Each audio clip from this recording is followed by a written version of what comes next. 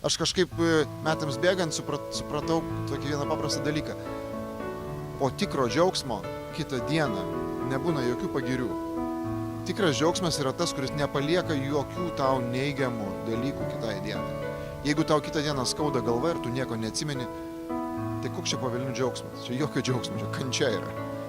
Kai yra didelė masė žmonių ir dalis jų yra įkaušusi, asmeniškai aš tokioj minioj jaučiuosi iš karto nesaugus. Nes būtinai yra tas kažkoks tai toksai, kartais lyg ir geranoriškas, bet blaivomis akimis tai atrodo visada agresyviai, kažkoks noras pabendrauti, kažkas ten ploja per petį, ar jeigu tu atvažiuoji su automobiliu, mes atvažiuojam kartais su grupe, mums reikia privažiuoti prie scenos, išsikrauti instrumentus, reikia važiuoti pro žmonės.